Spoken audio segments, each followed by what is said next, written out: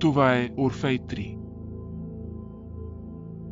Въображаем кораб, който може да ни транспортира навсякъде в Млечния път. Първото му пътуване ще ни заведе на най-дивите планети, които досега сме откривали. Светове от горящ лед. Планети, погорещи от звезди. С облаци, направени от метал. Зомби светове, родени от пепелта на мъртвите. И още стотици милиарди светове ни очакват и то в нашата галактика. Тези светове ще ни дадат възможност да надникнем в дълбокото въображение на природа. И да направим карта за бъдещи пионери, които един ден може и да забият знамената си върху пейзажи, които трудно бихме могли да си представим.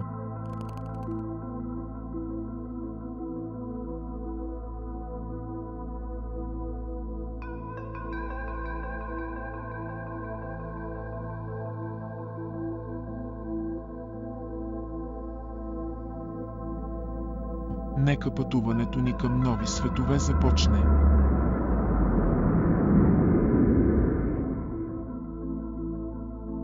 Отплаваме към най-близката звездна система, на 40 трилиона километра. Но дългият път до нашата космическа съседка е постлан със собствени странни гледки. Подминавайки далечната орбита на Нептун, ние попадаме в ничия Земя. Промъкваме се между ледени космически отломки, които заобикалят нашата Слънчева система. Поясът на Кайпер.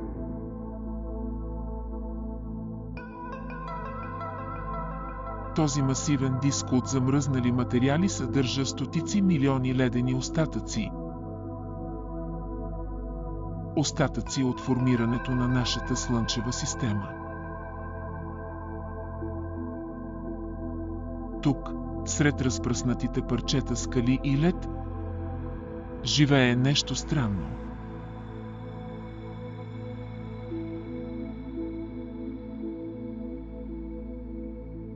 Хаумея. Планета Джудже с формата на яйце.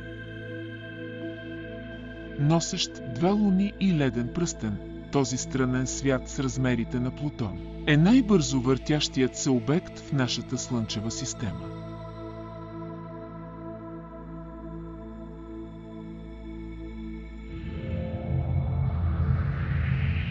На повърхността му занелязваме мистериозно червено петно, вероятно белег от скорошен удар.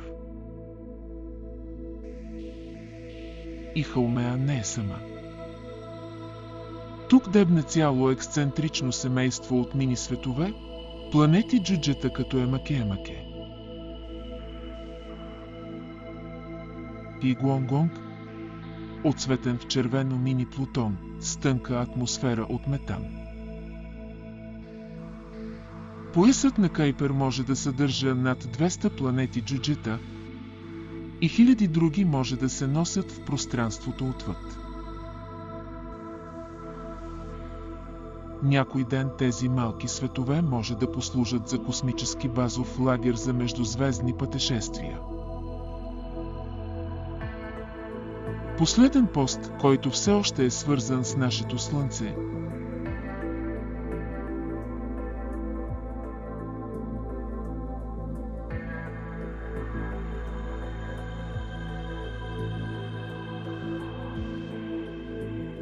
и когато най-накрая излезнем от нашата домашна система, най-близката до Земята звездна система ще ни очаква.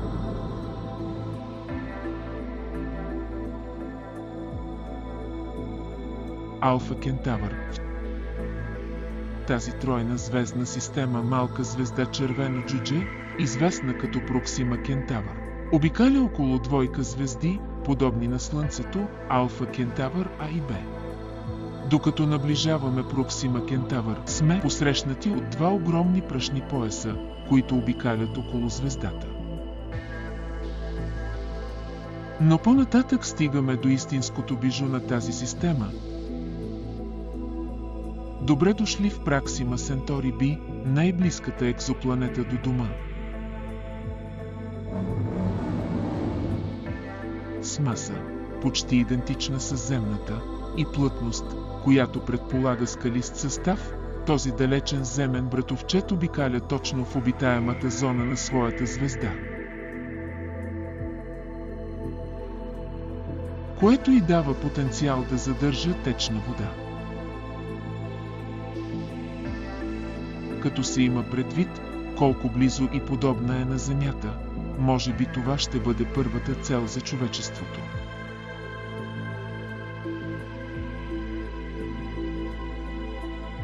Посетителите ще видят Проксима Кентавър и двете и слънца сестри.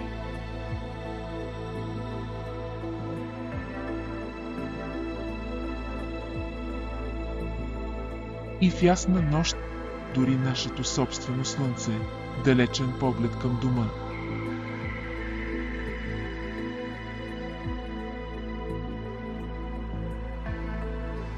Но все още има много неща, които не знаем за нашият космически съсед. И неговата звезда е толкова непостоянна, че звездните изригвания могат да шокират планетата и да я превърнат в необитаема. Единственият начин да разберем повече за тази планета е да отидем там сами. Днес се предлагат мисии, които могат да достигнат тази система само за 20 години. Използвайки наносонди, задвижвани от леки соларни платна. Ако хората някога докоснат Проксима Кентавър Б, това ще бъде трансформиращо събитие в човешката история.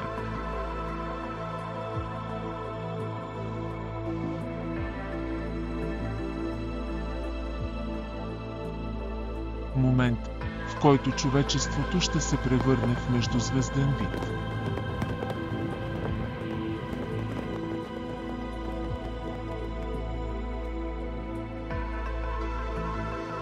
Докато се придвижваме понадалеч в космоса и оставяме познатото зад себе си, се натъкваме на свят отвъд всяко човешко разбиране.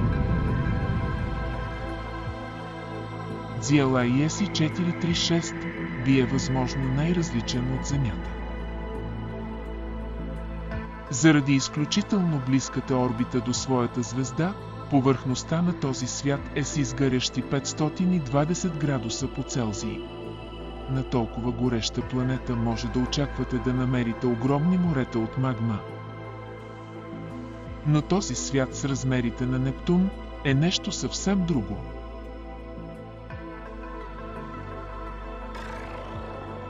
Това е свят от горящ лед. Неговата масивна гравитация компресира водните пари в атмосферата в екзотична форма на лед, наречена лед 7.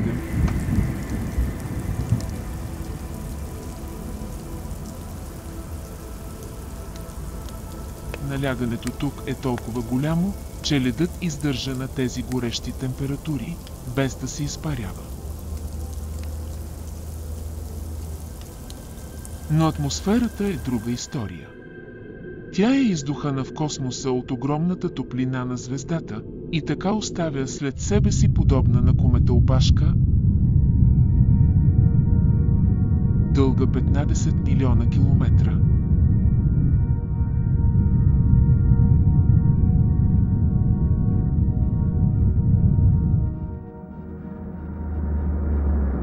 Повечето планети във Вселената ще бъдат враждебни към хората. Но на 39 светлинни години разстояние. Малка звезда червено джудже е дом на потенциален планетарен оазис. Това е системата Трапист-1. Семейство от 7 скалисти планети, скушени плътно около своето Слънце. Тези светове с размерите на Земята орбитират толкова близо един до друг, че цялата система би се поместила лесно в орбитата на Меркурий. Предполага се, че вътрешните две са подобни на Венера. изпепеляващо горещи и покрити с гъсти облаци. Смята се, че външната планета Трапист 1H е студена колкото Южния полюс.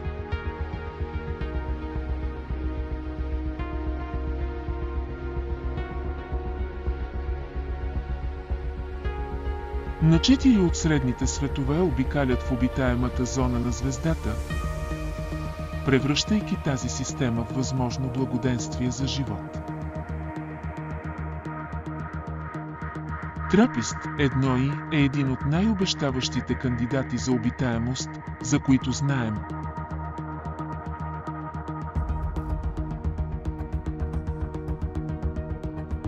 И всеки от тези светове е много по-стар от Земята, което дава на потенциалните форми на живот преднина от 3 милиарда години.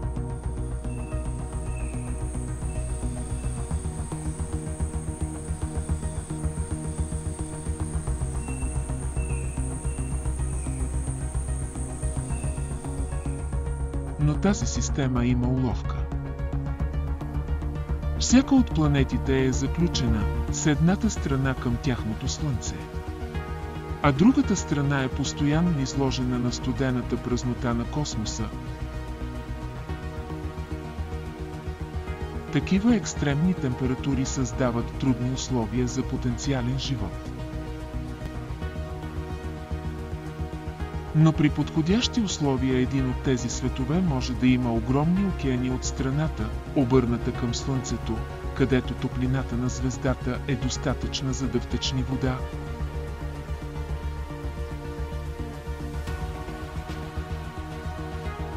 Земя като очна ябълка, изглежда като блестящ воден ирис, взиращ се в космоса.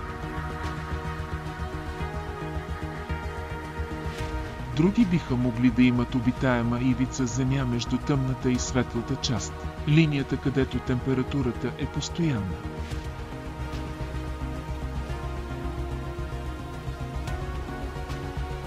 Убежище на живот между гореща Земя и вечна зима. Тези планети сега са основна цел на космическия телескоп Джеймс Уеб, който ще се взира в техните атмосфери за биосигнатури.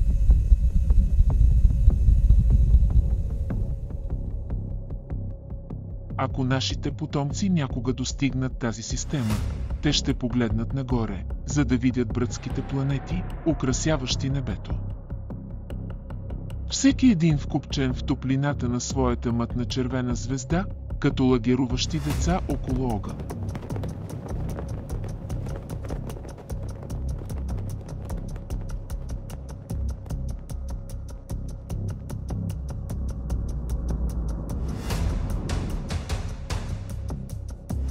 Продължаваме още понадалеч, на 64 светлинни години се намира свят, който изглежда измамно спокоен. Свят, в който бели облаци се носят над пишни нюанси на синьото.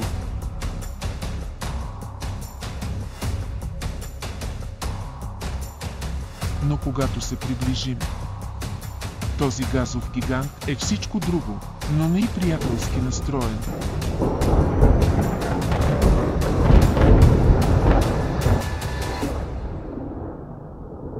Ветровете тук са най-бързите в космоса, 25 пъти по-бързи от най-силните регистрирани урагани.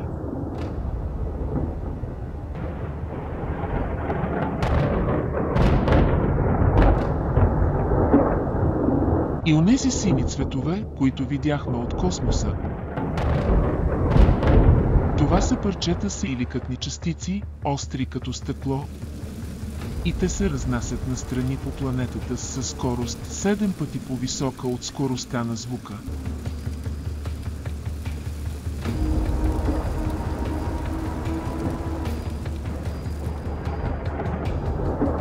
Ако това не е достатъчно, за да ни убие, тогава екстремната жега ще свърши тази работа.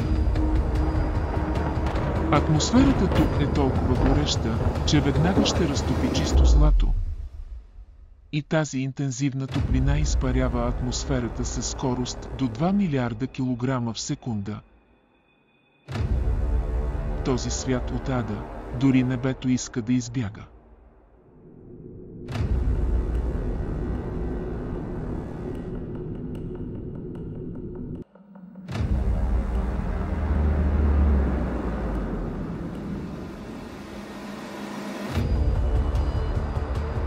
Докато пътуваме по тъмните космически магистрали, на 400 светлинни години от Земята, от тъмнината изскача наистина блестяща гледка. Тази новородена планета може да изглежда позната на пръв поглед. Но в сравнение с Сатурн, този масивен свят е истинският властелин на пръстените. Неговата система от пръстени е 200 пъти по-голяма от тази на Сатурн, широка е близо 120 милиона километра, почти разстоянието от Земята до Слънцето.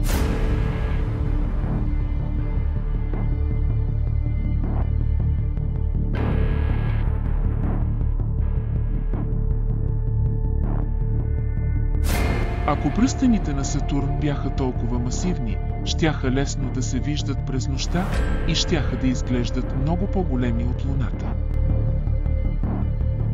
Изследователите подозират, че в тясна пролука в пръстените лежи огромна луна по-голяма от Марс, място на което гледките биха наподобявали нещо като LSD трип.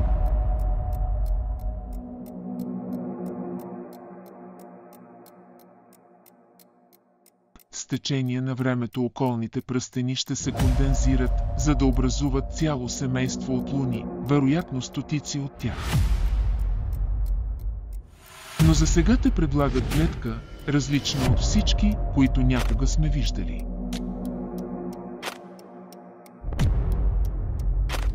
Доказателство, че нашата домашна слънчева система не ни е подготвила за това колко разнообразни и ослепителни могат да бъдат другите системи. Според някои оценки, почти половината от всички подобни на Слънцето звездни системи съдържат повече от едно Слънце. Представете си милиарди светове, които са дом на поетични залези-близнаци.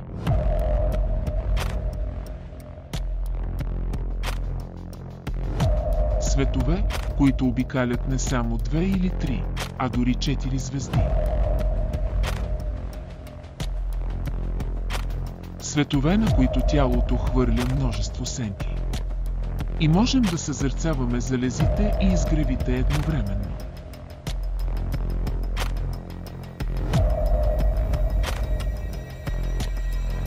Това е действително изображение на тризвездна система в мъглявината Орион, разкривайки масивни пръстени от газ и прах, въртящи се около тройка новородени звезди.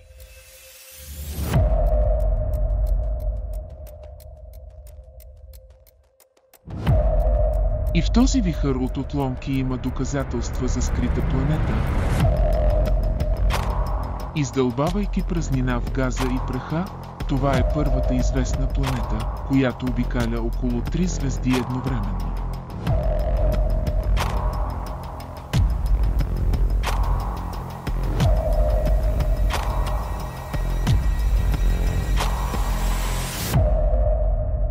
Има и светове, които изглеждат по-скоро като звезди, отколкото като планети. Този огромен изгарящ газов гигант е приливно заключен към своята звезда, с дневната страна, която достига невероятните 3000 градуса по Целзий, по-гореща от повърхността на някои звезди.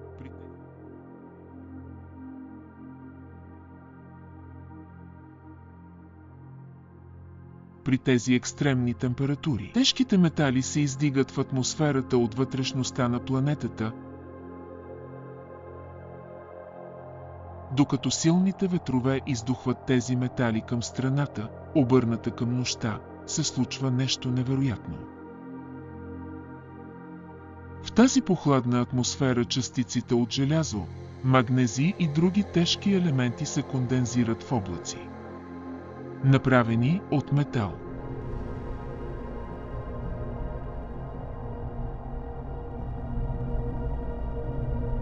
Огромни метални пръшни бури бушуват от едното полукълбо до другото, отприщвайки проливен дъжд от течни скъпоценни камъни.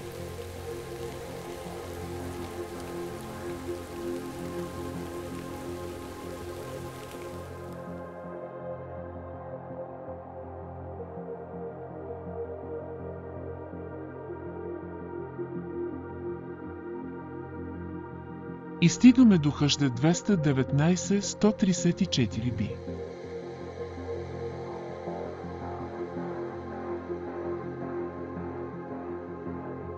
Високите концентрации на алуминий и калций създават налягане под нейната екстремна атмосфера, вероятно образувайки огромни находища от рубини и сапфири.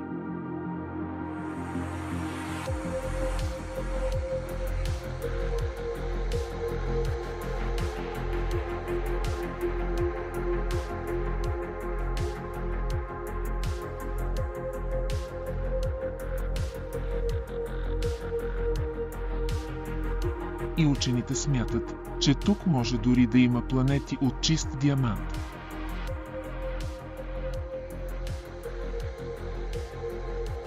С еднаквото си съотношение на въглерод към кислород, ОАСП 1-2 би може потенциално да съдържа диамантено ядро, но дори да е така, не може да видим планетата от космоса.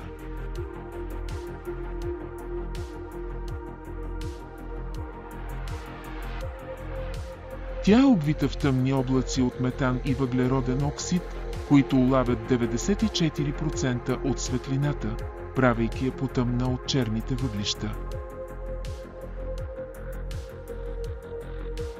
А заради близостта и до звездата е пресирана от огромната гравитация, която я разтяга във формата на яйце.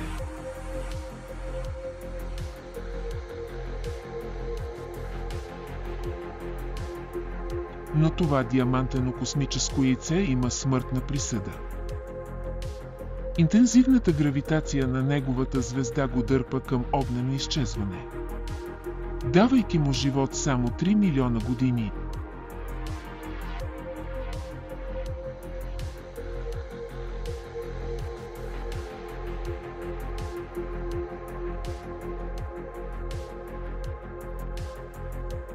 но за някои светове смъртта не е краят на историята.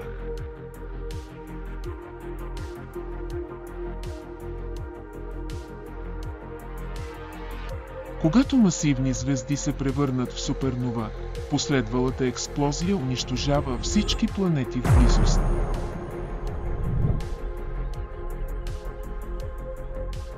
Но смъртта на един свят понякога води до раждането на друг. Вследствие на тази експлозия определени звезди колабират в бързо въртящи се ядра, наречени пулсари. Изсмуквайки огромни количества звездни отломки,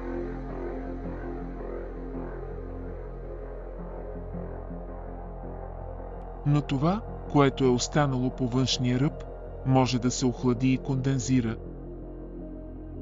И така, накрая се формират нови светове.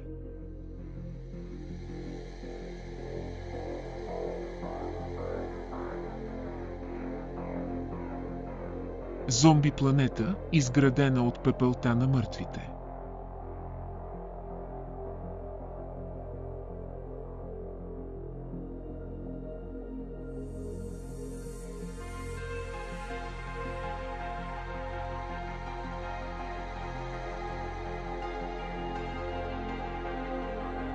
Светове като този са изключително редки.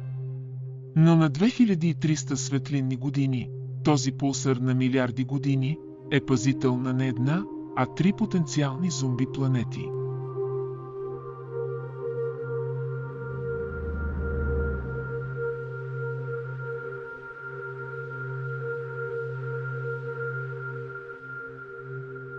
Най-близо е Драугър, малък скалист свят, по-малък от Меркурий, вероятно оголен от интензивно рентгеново лъчение.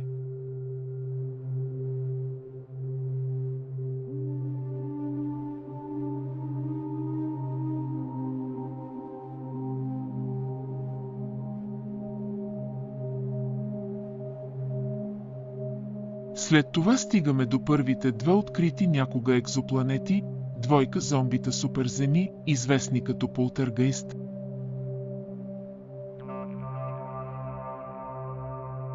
И в Обетур, всеки повече от 3 пъти по-голям от масата на Земята, потопени в блещукащата светлина на техните мъртви звезди, гледката от тези планети би била напълно чужда.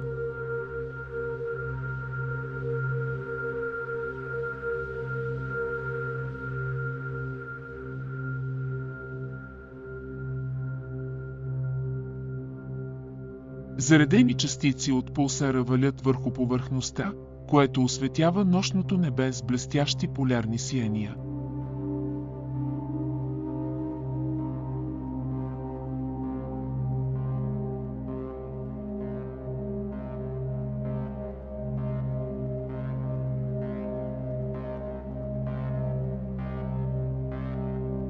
Напоен със смъртоносни рентгенови лъчи без жива звезда за топлина, може да изглежда невъзможно светове като този да поддържат живот.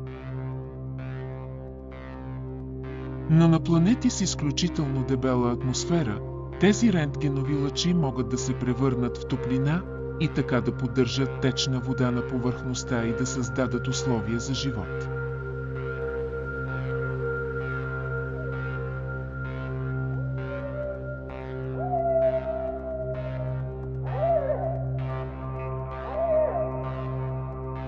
Процъфтяваща от живот зомби планета,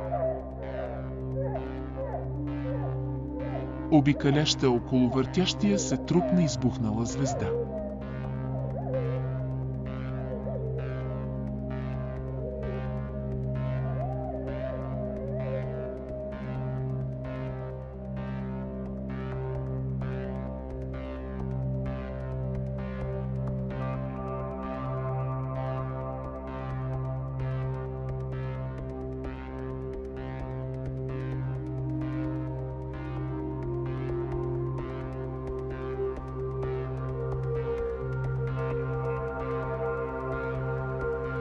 Когато достигнем най-отдалечената точка от нашето пътуване, над 2000 светлинни години от Земята, все още сме видели само малка част от това, което е там. 700 квадрилиона други светове все още чакат да бъдат открити.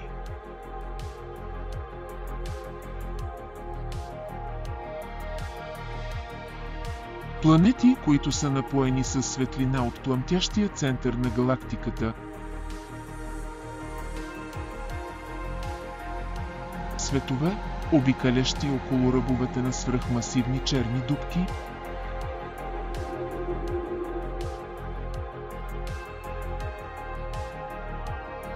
Гигантски водни планети с океани, които достигат хиляди километри дълбочина.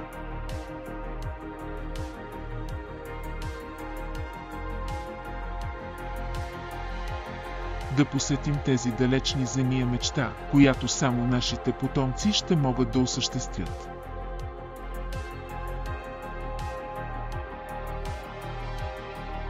Ако някога стъпят на чужда земя и усетят топлината на нови слънца, те ще ни запомнят като първото поколение, което изучава тези светове, тяхното формиране и тяхната природа.